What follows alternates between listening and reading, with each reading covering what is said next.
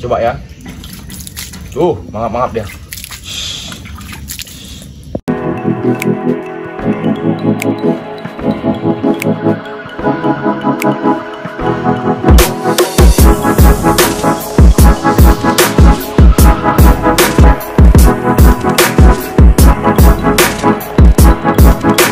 Halo, assalamualaikum warahmatullahi wabarakatuh. Kembali di channel YouTube saya, Putra Gasmi.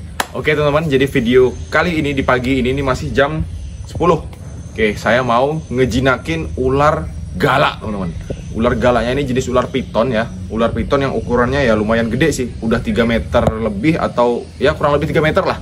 Kita anggap seperti itu. Dan ularnya ini jarang banget saya pegang, jarang banget saya handle teman-teman ya. Interaksi sama ularnya juga susah banget karena memang dia galak dari kecil. Ini rawatan sebenarnya, rawatan dari kecil tapi kita jarang pegang, sayangnya juga nggak ada waktu. Jadi ularnya kebiasaan di kandang dikasih makan, dilemparin gitu aja, habis itu keluarin paling ya sekedar dimandiin gitu aja. Jadi ularnya ini karakternya galak banget teman. Ini ularnya ada di bawah nih. Nah, ularnya ada di sini. Wah, nih galak banget nih ularnya. Coba kita jaga jarak ya. Bismillahirrahmanirrahim. Wah, ini ularnya kemarin baru saya makan, baru selesai makan. Dan ini, waduh, galak banget nih teman-teman. Lihat, gede ya. Ini galak. Jadi teknik untuk memegang ular, nih ciri-ciri ular galak teman-teman ya. Ini teknik pertamanya, kita pegang ekor. Nah, lihat, ini ciri-ciri ular galak teman-teman. Lihat, ketika kita pegang di bagian ini, dia biasanya ngelilit tuh di bagian ekor nih. Nih di bagian sini dia ngelilit biasanya. Oke. Ini proses saya menjinakkan ular seperti ini, selalu seperti ini teman-teman ya. Kenapa kok harus di dalam air? Kenapa kok tidak di luar air? Nah, nih ciri-cirinya nih. Ciri-ciri ularnya galak nih, dia ngelilit tangan nih. Lihat ya, dia ngelilit tangan saya. Ini ciri-ciri ular galak nih. Oke, kita coba handle ularnya pelan-pelan. Kita lihat gimana sih galaknya ularnya. Oke, tuh lihat. Ciri-ciri ular yang galak tuh ketika diangkat tuh kepalanya kayak gitu tuh. Wah, tuh kepalanya tuh. Dia siaga 1 kepalanya. Oke, jangan sampai dia balik sama saya nih. Oke, dia siaga 1 kepalanya tuh. Tuh, lihat. Oke. Kita tetap pegang dari bagian ekor, bagian belakang. Kenapa? Karena bagian ekor itu dia susah menjangkau baliknya. Masih ada jarak untuk kita menghindar teman-teman ya. Lihat, tangan saya udah dililit oleh ujung ekornya. Oke. Ukuran ularnya lumayan gede nih. Tuh. Sebetis juga lah kurang lebih. Oke. Sebenarnya habis makan itu nggak boleh langsung ya. Habis makan langsung kita handle nggak boleh. Tapi ini udah ada 2 hari dan itu belum dicerna semua teman-teman ya. Karena kemarin makannya makan besar ularnya. Kita coba handle ularnya teman-teman. Bismillahirrahmanirrahim. Wow. Tuh lihat. Hampir aja kan. Tenang sayang. Oke, nih ciri-ciri ular galak nih kayak gini nih. Nggak mau anteng. Diam. Ups. Wih. Tenang sayang, tenang.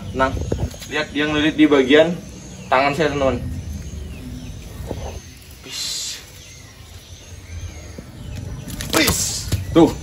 Kelihatan kan? Dia hampir ngegigit kaki saya. Tapi kita tetap harus hati-hati teman-teman ya. Kita coba bismillahirrahmanirrahim.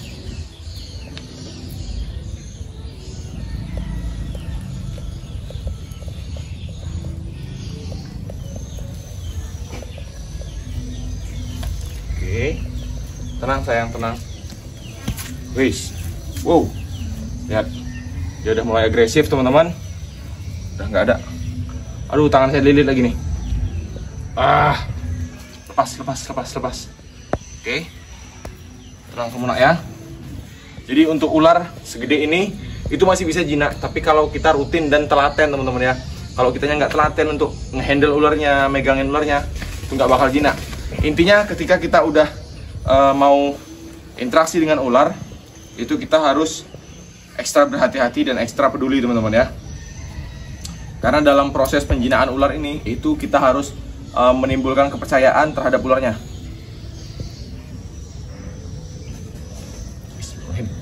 Oke. Ups. Lihat, begitu diangkat dia langsung lilit tangan saya teman-teman.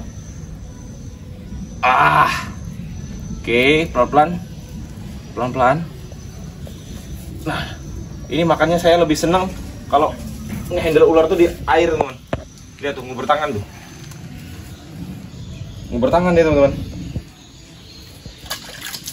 Ah, tuh lihat galaknya. Lihat ya. Tuh.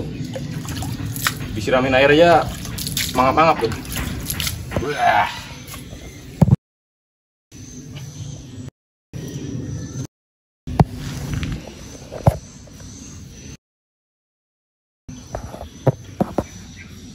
Oke teman-teman, ini kita harus ekstra hati-hati karena kepala ularnya ngadepnya ke sini nih teman-teman.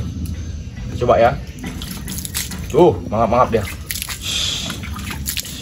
Kenapa saya lebih suka handle ular itu di dalam air? Karena kalau ular itu dalam air dia nggak ada kemungkinan untuk menggigit teman-teman ya. Ada kemungkinan tapi tidak separah di darat seperti ini. Oke, tenang sayang. Oke, dia udah masuk. Nah, ketika udah masuk seperti ini, perhatikan ya, sini agak dekat lagi. Nah, ketika dia udah masuk ke dalam air, ini kita lebih leluasa teman-teman ya, lebih leluasa karena kita bisa handle bagian kepala. Nah, kita bisa handle bagian kepala walaupun dah lebih tetap dia nggak gigit teman-teman. Nah, cara membiasakan ular supaya tidak menggigit dan tidak galak sama kita, itu caranya dalam air teman-teman ya. Dalam air seperti ini rutin. Kalau saya biasanya itu satu harinya itu 2 atau 3 jam teman-teman. Satu harinya itu 2 atau 3 jam untuk ngehandle dan interaksi dengan ularnya. Oke, ini lagi galak-galaknya nih teman-teman. Coba handle kepalanya pelan-pelan. Oke, tenang sayang, tenang sayang. Tenang sayang. Oke, lihat kita handle kepalanya pelan-pelan teman-teman. Ini deket banget ya, deket banget. Kalau nah ini dia aman teman-teman ya, dia aman seperti ini. Ini kalau seandainya ini saya megangnya nggak kuat, nah kalau terlalu kuat dia ularnya bakal kayak gitu tuh, dan itu bakal menimbulkan ketidakpercayaannya ular dengan manusia. Nah, caranya kita pelan-pelan, kita pegang, kita elus palanya. Kalau seandainya nggak berani, nggak usah coba-coba teman-teman ya, bahaya soalnya. Oke, ini proses kita menjinakkan ular piton teman-teman. Kalau untuk ular king cobra itu tidak bisa jinak. Oke, kita udah kasih dia kepercayaan di dalam air. Oke, setelah itu kita bakal coba ngasih kepercayaan di luar air. Oke, yuk bismillahirrahmanirrahim. Kita biarkan separuh badan di dalam air teman-teman ya, untuk menimbulkan kepercayaannya. Setelah itu kita hanya mengurut bagian badan supaya ularnya jalan gitu aja, supaya ularnya jalan dan nggak kaget sama kita. Oke, setelah ini mungkin bakal enak. Nah, ini kita hanya mengangkat dan ularnya bakal jalan sendiri teman-teman ya. Tuh, bakal jalan sendiri ularnya.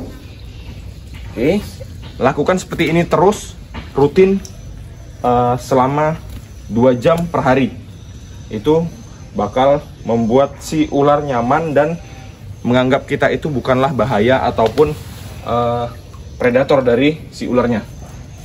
Dia bakal merasa nyaman seperti ini. Rutin 2 jam tapi teman-teman ya, 2 jam per hari. Itu saran saya. Kalau lebih bagus sebenarnya. Oke, seperti ini aja. Setelah itu kita coba untuk lepaskan kepalanya. Kita angkat kepalanya dari bagian air. Itu kepalanya di air teman-teman ya. Kenapa kepalanya di air? Karena kepalanya itu lebih berbahaya, lebih menggigit teman-teman ya. Menggigit dari bagian kepala. Jadi ketika dalam air, ular itu susah untuk membuka mulut. Entah itu takut keselak atau apa teman-teman ya. Tapi teori yang saya dapatkan seperti itu. Oke, lihat ularnya nggak ngelirik sama sekali. Dan dia juga udah mulai nyaman dengan saya. Oke, kita biarin ularnya jalan santai. Oke, sesekali kita angkat, kita kasih kepercayaan sama ularnya. Oke, nah tetap harus hati-hati teman-teman ya. Tuh kalau mulai balik begitu tuh bahaya banget. Tuh kalau kepalanya udah mulai berbentuk huruf S, itu artinya ularnya sudah mulai terancam. Kita masukin lagi kepalanya dalam air. Oke, ketika dia, nah begini nih, ini udah mulai aman, udah mulai anteng dianya. Oke, sedikit saja, Coba kameramen agak deket dikit. Nah, bagian kepala hanya sedikit, hanya di permukaan air aja ya, hanya di permukaan air. Gunanya supaya ular itu pikiran dia itu mau masuk dalam air.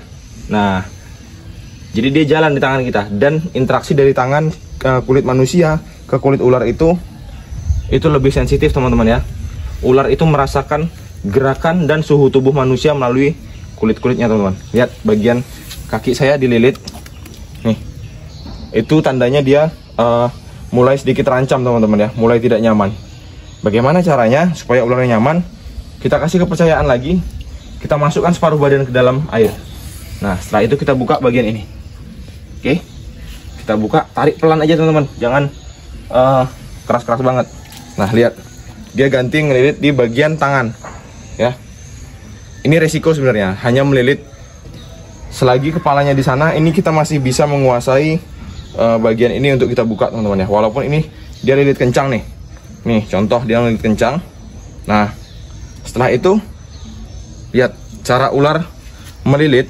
Dia melilit dari sini nih, dari badan besarnya, nih badan ke sini. Lihat ekornya ngunci, ekornya ngunci nih. Nah, ini yang membuat pertahanan ular. Jadi ketika ini saya lepaskan, ini nggak bisa, susah. Walaupun satu arah nih saya dorong ke sana, seharusnya bisa, tapi ini susah karena ada kuncian di sini teman-teman. Oke, kayaknya, aduh, kita buka pelan-pelan dari ujung ekor. Oke, masih aman teman-teman ya. Kalau seandainya seperti ini, lanjut kita kasih kepercayaan sama ularnya. Ups, no sayang, lihat kepalanya udah nongol ke atas tuh. Oke, kita kasih kepercayaan supaya ularnya percaya sama kita dan nyaman sama kita. Oke, kita biarin dia, kita biarin. Oke, jalan. Nah, hanya di permukaan air, dan setelah itu ularnya bakal jalan dengan sendirinya. Nih, ini tangan saya nih teman-teman ya, tuh dia jalan dengan sendirinya tuh. Nah, interaksi kita lebih sering menyentuh ular, itu bakal membuat kepercayaan pada si ularnya dan menganggap kita itu bukan musuh ataupun lawannya. Nah, ketika diangkat ularnya, kepalanya berbentuk huruf S. Itu kita harus berhati-hati teman-teman ya, karena dia itu persiapan untuk menyerang. Oke, kita bakal coba ini sampai ularnya bisa digendong anteng teman-teman ya. Ini rutin, biasanya saya menjinakkan ular berukuran seperti ini, ukuran gede seperti ini, itu kurang lebih hanya 2 minggu. Tapi rutin teman-teman ya, setiap hari itu 2 jam saya selalu handle ularnya, selalu berinteraksi dengan ularnya. Walaupun terkadang ada beberapa resiko, kesalahan, dan ya anggap sial lah. Itu ada beberapa kali saya sempat ngejinain ular dan tergigit teman-teman, itu sempat. Jadi nggak semua ular yang punya saya itu jinak 100%, tidak. Ada beberapa yang memang karakternya, wah ini harus hati-hati. Ada yang jinak bisa digendong, tapi tidak bisa di sembarangin. Dia bisa digendong anteng, tapi tetap harus waspada. Ada yang memang benar-benar galak seperti ini. Ada juga yang memang dia apa-apain diam aja ularnya. Nah, itu ada. Oke, kita lihat ya. Kita coba, bismillah. Apakah ularnya mau digendong atau tidak? Kita coba ya. Oke, sayang. Diam sayang. Oke. Oke, kita coba gendong ularnya, teman-teman ya. Kita coba pegang bagian lebih dekat dengan kepala. Oke, bagian leher yang kita pegang. Oke, nih. Wah, kepalanya membentuk huruf S ternyata teman-teman. Berbahaya sekali. Oke, kita coba untuk keluarin ularnya. Kita kasih kepercayaan dengan ularnya. Kita kasih kepercayaan. Apakah ularnya percaya dengan saya, atau malah mau kabur, atau mau gigit? Oke, bismillah. Oke, lihat. Ternyata ularnya lebih memberi kepercayaan dengan saya teman-teman ya. Dia lebih anteng. Belum ada 1 jam loh ini, serius. Belum ada 1 jam. Nah, ularnya udah seperti ini. Oke, belum ada 1 jam, ularnya udah seperti ini. Dan lihat, dia sudah mulai nyaman. Dia sudah mulai merasa aman teman-teman ya. Kita bakal coba gendong langsung dari bawah. Biasanya ular yang jinak pun, jinak ketika digendong, ketika sudah di bawah seperti ini, diambil itu bakal galak teman-teman. Ada beberapa karakter ular yang jarang dihandle itu seperti itu. Dan ini saya bakal coba ular liar langsung yang galak, benar-benar galak. Langsung saya pegang dari bawah. Apakah dia bakal nyamber atau tidak? Bismillah. Wih, dia nggak nyamber, cuman kepalanya siaga satu teman-teman ya. Wah, oke, pastikan jarak di antara kita dengan ularnya teman-teman ya. Oke, lihat ini ciri-ciri ular galak, kepalanya seperti ini. Wah, membentuk huruf S kepalanya. Oke, berhati-hati buat teman-teman kalau seandainya mau menjinakkan ular dengan ukuran seperti ini. Oke teman-teman, sekian video dari saya. Salam darah dingin.